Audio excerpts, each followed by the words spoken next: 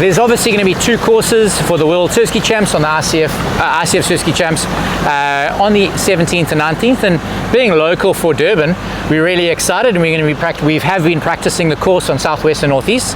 I absolutely love the Northeast run. You've been saying that a lot. When I was a kid, I grew up on the beach, just down the beach at Marine Lifesaving Club, and it's a run we used to do a lot.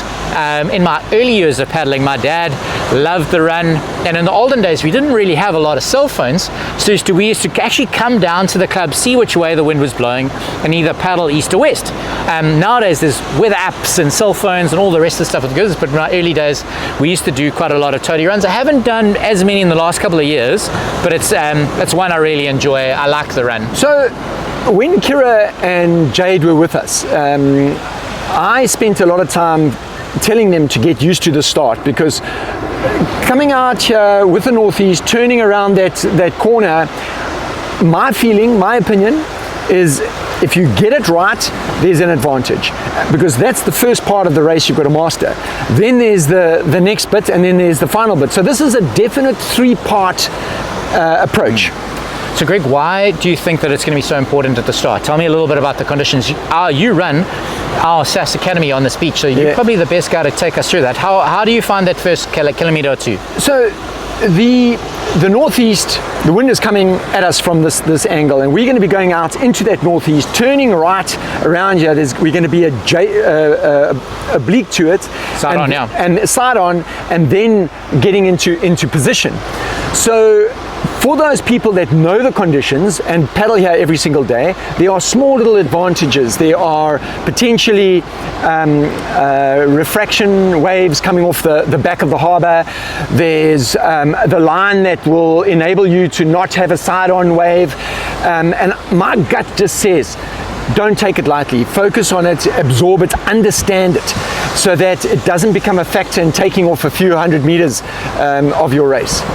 So for me, I think it's quite a technical section, and I think the conditions change very quickly through that technical section. So the first 500 is going to be dead straight into the wind, and then slightly side on across the harbour mouth, and then more side on from the harbour mouth sort of around the corner, then very side on for a couple 100 meters, crossing the little bay. I call it semi-bay, semi-bay. I call it Misverstand Bay, which is from the harbour mouth to the actual corner of the bluff, and then the next section, which is obviously from that corner, it goes directly downwind. It's right but I think there's multiple different types of conditions, and someone that's able to adapt quickly is definitely going to have an advantage. And I kind of see most paddlers from here and around the world pretty comfortable in moving water conditions. So it's not going to be downwind, but it's still going to be pretty technical, and you're going to have moving water skills to be able to deal with those first couple of guys. So a couple of my connections and people that we're talking to have asked me about specifically how hard that first couple of Ks are going to be in terms of punching into the wind. And I personally think not the strongest headwind paddler is going to be really good at that section. It's someone that can handle bumps from all over the place, is not just in your face, which I quite like. I think it's really cool. I like that section because it kind of moves all over the place. I'm not very good into the wind. So it does help me a little bit, getting a little bit closer to someone that really is a good headwind paddler. So that's the first section. The second section for me is from the corner of the bluff to what I call the cutting. And that goes really straight. The direction's really good. Tell me a little bit about that section of the course. So as you said earlier, I think that's probably the easiest to read. The degrees of error are minimized. And you're probably going to be thinking about the next third, the last third, because that's where you start lining up and getting your angles right for that little cut across the bay.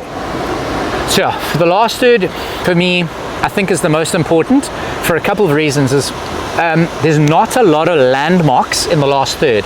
There's between the town of Brighton Beach and the finish, there's a Sipingo, but they're not massive cities and there's not a lot to see. The last couple of Ks into Toti are kind of just green belts across the coast. So judging when that finish is coming, I think, is quite important. And I think a lot of the time when we do downwinds on that section, I find almost like don't see Toti and then I'm like on top of it before I'm like think it's coming. So I definitely think judging your distances and pacing and judging that last quarter in terms of how hard you're going to go, I found a lot of the time I've either gone way too hard leading into the finish, and I've kind of blown just short, or I've come into the finish and it surprised me and I've kind of left a little in the tank. So it's very deceptive because those buildings are big, so you've got awesome markers, but those markers can be deceiving because the distance, number one, and then two, when you get closer to it, you're going to have to adjust a bit and get your line right. So that's the trick of judge. You can kind of have a heading of where you're going. Yeah. That's pretty easy, but directly to your right a lot of the time you kind of don't know how far you are down the course. But what I do like about the Northeast course is it's straight. It's directly downwind. It's like it's about as good as it gets on a Northeast. You then arrive and you've got this backline and shore break, and a bit of in between that you've got to negotiate, and that's going to be interesting because when we took Kira and Jade there, the local boy brought them in early. And that was interesting for me, and he swears by that. And then, but there's that current that runs up that no man's land between the two breaks. So that's going to be interesting. Toti's definitely an interesting place to come in. There is a definitive line difference between the different sections of the wave. So it's a sand bottom beach break. Yep. But just over the years, there's a channel in the middle, so you're going to have this backline impact zone break, a massive big, I want to call it flat section. There's still foamies that roll over that section between the two breaks, but it's quite far to get to where the shore break, and the shore break can be pretty big too. The reality on a Northeast, and what I like to do is I do like to follow the locals and come in early, and that's just a perception thing. As you're paddling down the coast, you kind of can watch where the backline is and just get a gap between the waves, and having the space to just time it right and rethink it is really cool. Where if you get right on top of the finish, you don't have a lot of space to kind of keep going down the back line, and you kind of run out of time, and you eventually have to turn right and catch a wave. You don't always time that 100%. The other thing about what you've just said, you paddling that coast is coming in a little bit, so you can actually time it, and you're at an angle that you can find your break and come in. But my question is, is there a current coming against you once you're in the middle of the two breaks? That changes every day, every single day. So the reality with our coastline and our beaches, the movement of sand changes. You don't really get that option until I'm going to be going there in the days before the race to check it out and making sure I know where my headings are. But there are runs, there are little bumps and there's runs, so you can always come and milk those runs back and ride them. I think as you talk about current, this is the interesting topic around the Northeast course, is as a local, I know that there's a lot of currents on this course, and I definitely think it's going to be a factor at Worlds. In all three parts of what we've discussed. All of it. Yeah. So in my research, there's and how the current system works, there is a Benguela current that comes down from the equator, brings our nice beautiful warm water down the coast, but what happens a lot of the time, that current only sits 5 kilometers out to sea. It doesn't affect the coastal region and doesn't really affect the southwest coast up to Westbrook as much because of the bay. But on the southern coast, there's some big landmarks of geographical points. And one of the biggest is actually where we run one of our Surski races every year, Allowall Shoal Marine Protected Area. And Allowall Shoal itself is a very shallow shelf. It's about 60 k's from Durban. The kind of main current hits that thing and it counters up the inside. And then on some days, you can have quite a bit of head current the whole way to Toti. But the good news is everyone has it. Correct. I've never found a situation where I've been able to avoid the current by going too far out to sea, etc. But some days it's there and some days it's not. And that's just the luck of the draw on the day. If there is current, it's actually not a bad thing because it kind of props the runs up and it makes the downwind even better than normal. And you're all racing the same conditions. Yeah. It's just something to consider over your racing time and pacing. If you are into a head current, the times are going to be slightly slower. You might add 10 minutes onto the race course. So over to some footage from our beautiful paddle down to Toti. We did it with a big group, which was really fun to see so many people on the water, and enjoy the awesome GoPro footage.